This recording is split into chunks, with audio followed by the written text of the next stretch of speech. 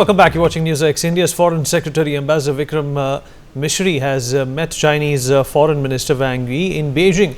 This meeting follows the agreement inked in October over the standoff in eastern Ladakh. Back in October, the two sides agreed to India's resumption of patrolling in Demchok and Depsang in eastern Ladakh and the resumption of China's patrolling in India-controlled Yangtze in Arunachal Pradesh's Tawang.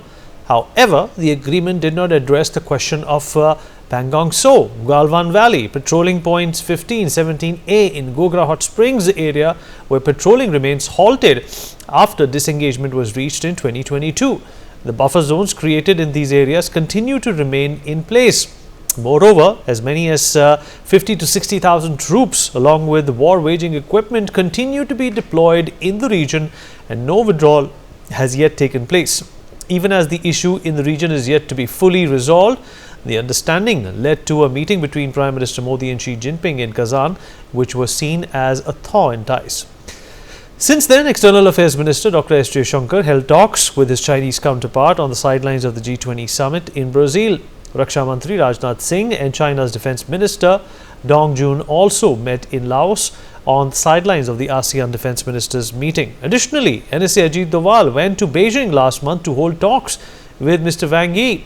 Now, this meeting is the fourth round of senior-level talks between the two sides since the pact was signed in October. During the meeting, India underscored that both countries have properly managed and resolved differences and promoted the restart of practical cooperation in various fields. Ambassador Misri has further highlighted that India is willing to celebrate the 75th anniversary of the establishment of diplomatic relations with China and that India will fully support China's work as the chair of the Shanghai Cooperation Organization. Meanwhile, Wang Yi has emphasized that the two sides must commit to mutual understanding, support, achievement rather than mutual suspicion, alienation and consumption. China has conveyed that this is conducive to safeguard the legitimate rights and interests of the global South countries. We'll talk about this and how seriously we ought to take China when it comes to these conversations. Ambassador Suresh Kumar Goyal, former diplomat, with me on the program. Major General G.G. Dwivedi, Global Strategic Defence Expert, joins us on the show as well. Major General Sudhakar G, Defence Expert, here with us as well. Last but not the least, Pathikrit Pine, Geopolitical Analyst, with us on the show as well. Ambassador Goyal, I'll begin with you, sir. The long monologue that I just read out obviously points to the fact that, okay, we reached an agreement in October 2024. There still seem to be some niggles in terms of what exactly both the countries need to do or what both the countries plan to do when it comes to our friction at various borders. Do you think these visits only emphasize the alacrity as well as the eagerness of both the sides to come to terms with the concept of peaceful coexistence? Let's also not forget that the Americans are obviously elbowing China at this point in time. TikTok is in a disarray. Donald Trump, though, of course, wants to bring it back. But the fact of the matter is that China is losing commercial opportunities elsewhere. So, why not be friends with India? Vineet, thank you very much. I think your introduction has been absolutely perfect. And I think after that introduction, my task becomes even more difficult, but more interesting. And therefore, with great pleasure now. Two or three things here, and please do interrupt me if you think I'm going too long, but it requires a slightly more detailed answer than I would manage to do it here. Two or three things here, Vineet. Number one, as you yourself said, the geopolitical situation is changing fast. It has changed. It is going to further change. It will change in the sense that while earlier during Biden time we knew exactly what the equation between USA and China would be, during Trump's time, even though we keep on thinking that he will be coming down hard on China, we can never be so sure because Trump is highly transactional. He has indicated already that maybe tariff is not the right answer for China, and there are speculations that he may not actually go the tariff route on China. Please do remember that Elon Musk has significant, if not substantial, business interests in China, and therefore China will remain a little uncertain factor as far as the USA is concerned. And we must recognize that we should not think of the USA coming, or at least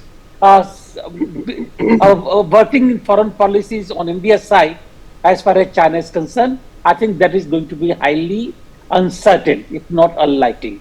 Number two, India and China are big neighbors, not just politically, but strategically.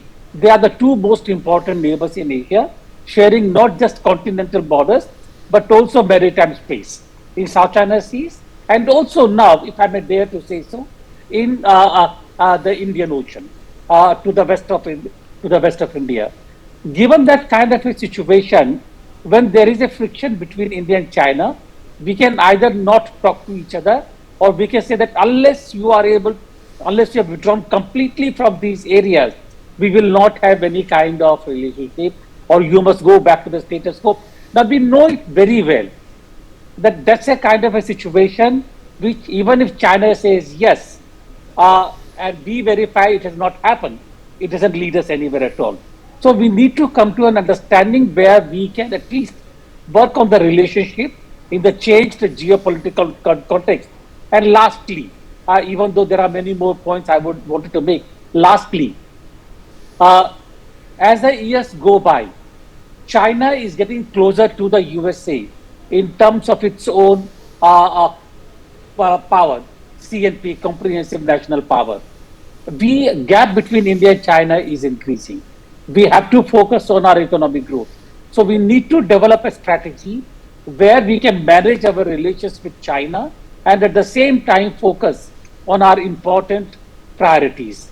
And I think that is the way we need to proceed further.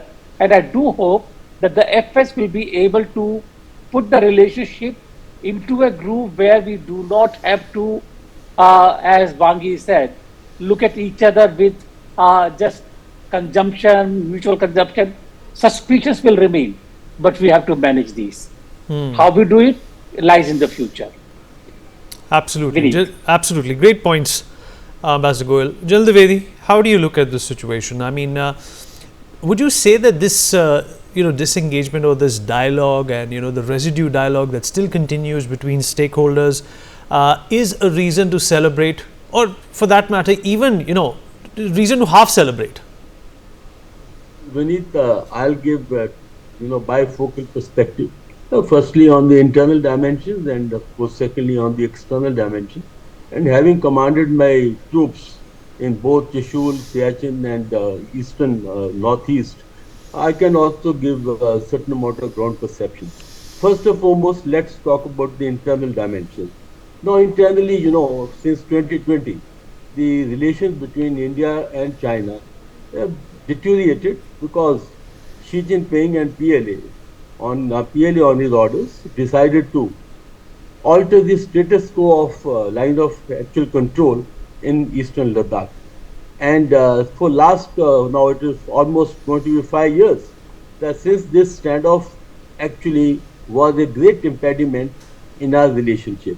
And some headway has been made, like even the chief in about last week, he did say that the relations between, on situation on the ground, as far as line of actual control is concerned, is stable but sensitive.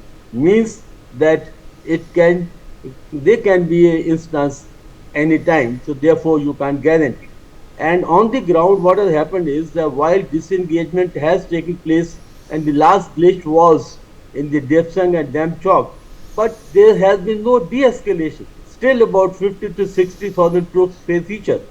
So that is a ground position, and you very rightly brought out that the patrolling point in the area of 14A, 15 to 17, and even in 65 patrolling point, they are not yet being patrolled.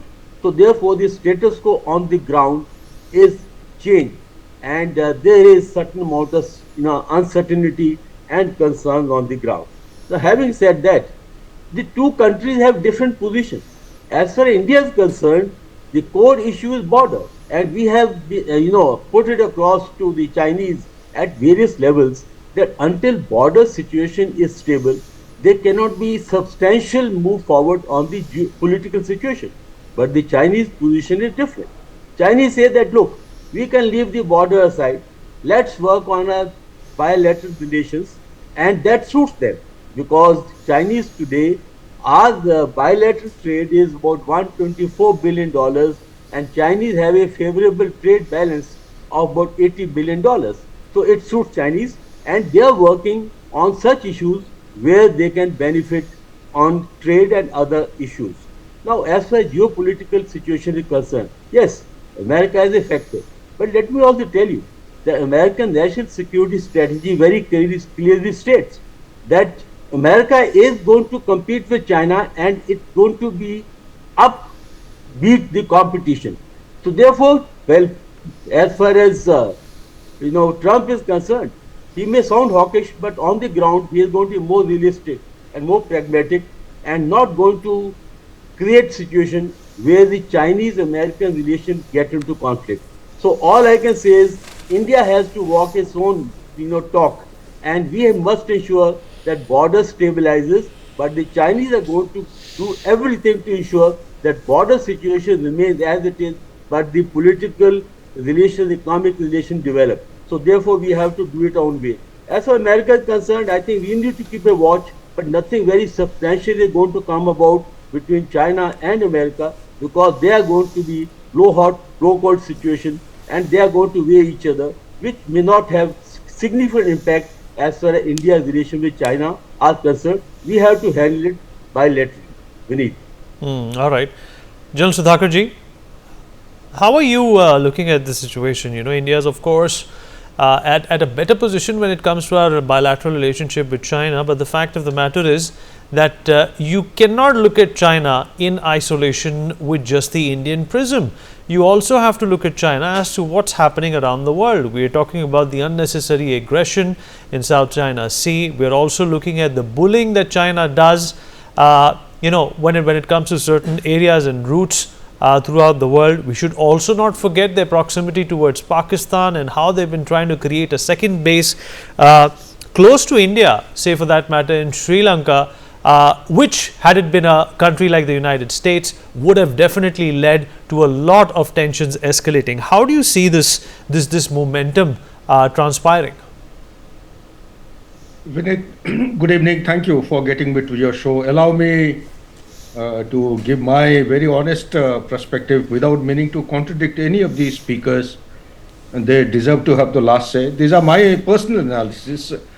In short, and may not be very sweet a response to your question, that the situation is absolutely grim. In 21st century, we need to be alive to a couple of dots, couple of roundels which are emerging by the day.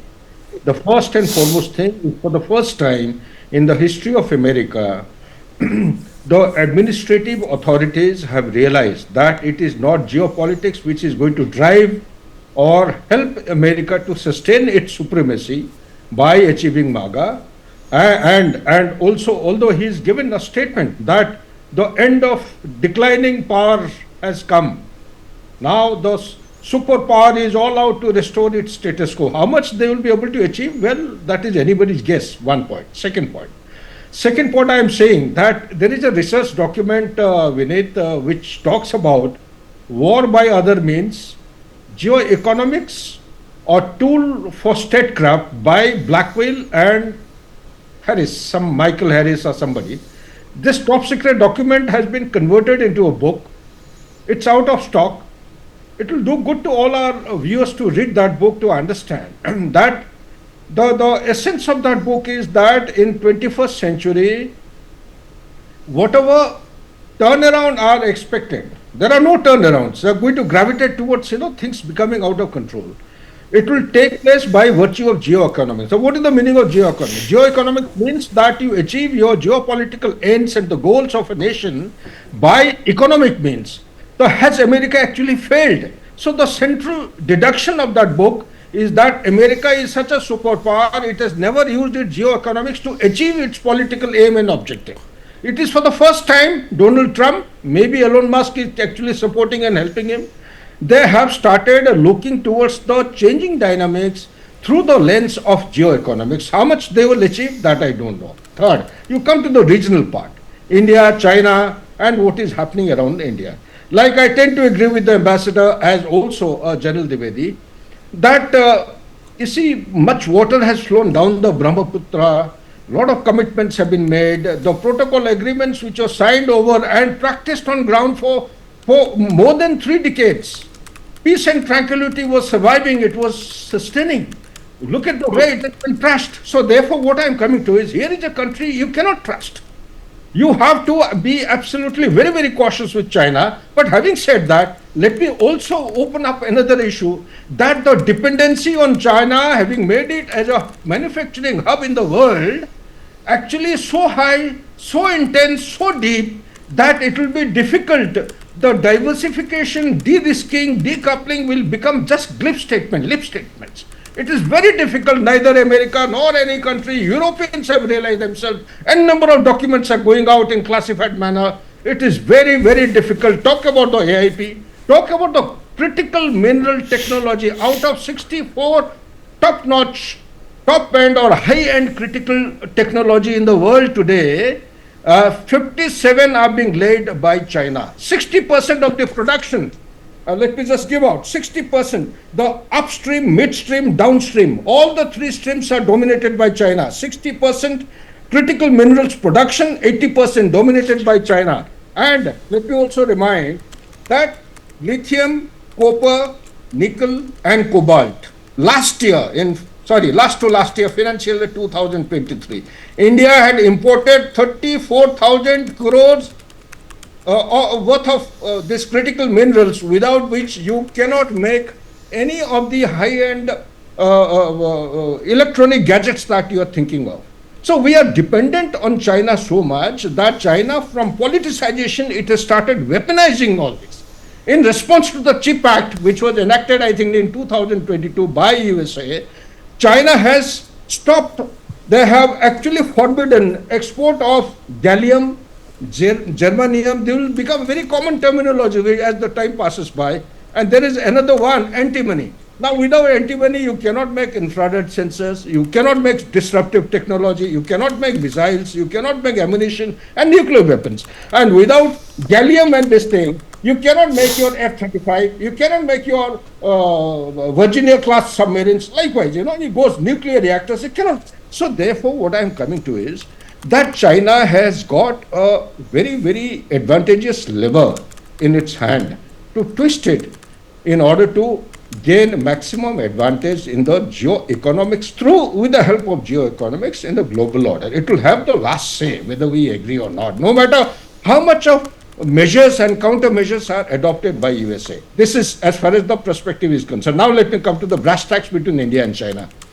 India and China, the situation as it stands, you see, no sooner the thaw had been announced, within a couple of days, the Brahmaputra message was coming at the Great Bend. They have planned for 137 billion worth of, that dam will be coming up in foreseeable future. So we all know as to what ramification it will have on the lower riparian states. Also, without loss of time, they started announcing the 2 counties in Aksai chain. This is nothing new. At least I, as a student of China, Indo-China relationship, I knew the counties are existing on Aksai chain. They have only formalized it. So what does it mean? It means that directly or indirectly, they are messaging to India, ki, dear India, please take your mind back to 1960. Chao En-lai had come on visit thrice. 3 times he had proposed to Jawaharlal Nehru, ki, please give Aksai chain to us, you take the southern Tibet. Whether they say it in so many words or not, our students, our audience will do good to take their mind back that after 1962 conflict, it is in the eastern McMahon line sector or towards Sikkim and towards Arunachal Pradesh, although they had come right up to Tezpur, Bomdila, Tezpur and very close to, I would say, Guwahati. But this is a sector wherein they had gone back across the McMahon line by 20 kilometers, whereas in eastern Ladakh, they did not go back. This is to be understood. Why haven't they gone back? Because they are very sensitive to their long-term prospective plan of CPEC. CPEC is, we may say that CPEC is done for good. It is not going to come the way the Chinese want. But CPEC is a flagship. It is the lifeline of China's economy. Today, the economy is actually struggling. It is going to take a lot of time to revive. And the primary aim of this is twofold. One, to actually get the gas from Turkmenistan through the CPEC to Kashgar and thereafter. Number two, to use this particular pipeline from Gwadar right up to Kashgar, so that this becomes the shortest and the cheapest means of transporting the energy, be it gas or petrol. So therefore, between China and India, China will continue to leverage on the advantage it has got by the standoff. India should do the following things. Number one, as a short and medium term, we need to identify selectively what are the issues we can cooperate with China and narrow down to easing the sanctions or lifting the restrictions. All right. Number two. All right. So, sir, we have a paucity of time. I want Pathakrit to weigh in on the situation as well.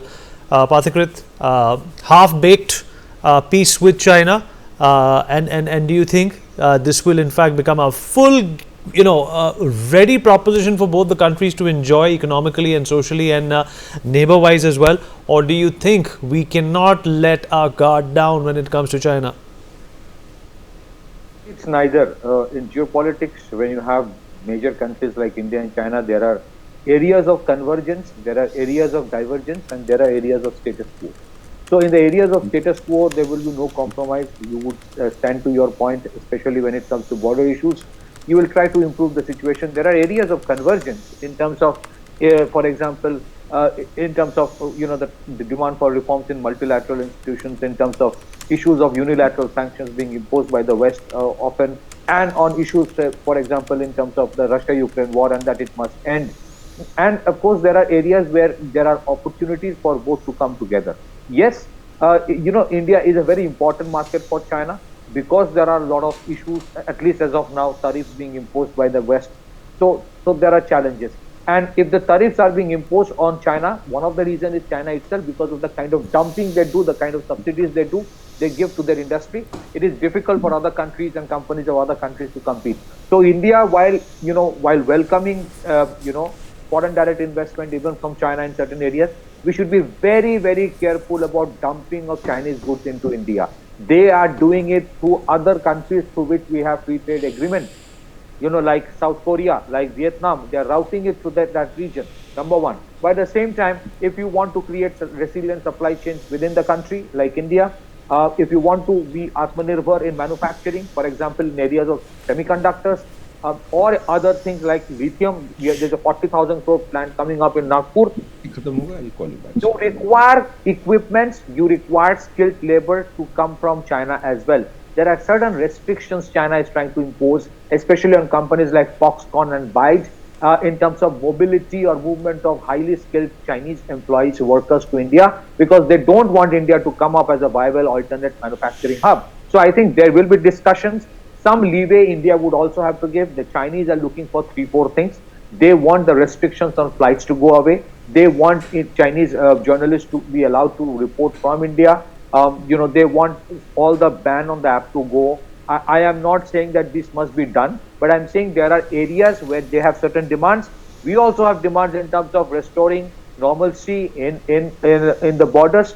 But we must understand, disengagement will never lead to de-escalation or demobilization. None of the countries, and India would neither be interested to completely send off their troops back to garrison. That trust factor is gone. But there are other issues in terms of ensuring that it does not lead to situations beyond a point, and that's where both countries agree. Also, what happens to BRICS henceforth? Are we looking for global trade in local currencies? What should be done in terms of the dam that they're trying to put up in Brahmaputra? There are areas where you must talk to China. It is important to talk to China because it is a neighbor. Not that everything between India and China and United States is hunky-dory. Throughout the 4 years of Biden administration, it is a known fact a lot of things have been done from United States to create problems within India, even while we have strategic partnership. So I think there is nothing wrong in talking to China, but none of the countries are going to lower the guard. It is not that India is weaker than China. It is not so. If the Chinese have gone back from Galwan, if they have withdrawn to a considerable extent, it's because they realize that India is not a pushover, that they realize that India has its leverage, its missiles can reach Shanghai and Shenzhen. So which means we are talking to China from a position of strength, but at the same time, it is also a reality. China is a huge economy. It is important for both the countries to trade, and there's so much in certain aspects to learn from the Chinese template also. It is not that China is 100% adversary and we should not learn anything. And the Chinese also in certain way trying to revitalize the traditional civilizational connect that China has with India, and a lot of work is happening in that cultural aspect also. So yes, people would have reservations as to what we should do, but I think while we should not expect results right away when the talks start, but discussions must happen. And in the last 4 years, in spite of all the problems that we have China, I think both the countries and their diplomats and the military commanders deserve praise for the fact that they always continued the discussions of commanders level meet to ensure that this tension does not lead to a situation where it becomes like a Ukraine-China or something worse than that. So to that extent, both the countries have shown maturity. When two countries, one is an established power, the other is an emerging power, there will be frictions, and we have to live with that, even though there are opportunities for both of us to work together as well. All right. On that note, I would like to thank everyone for their valuable time and their inputs as well. We take a short break now. Be right back.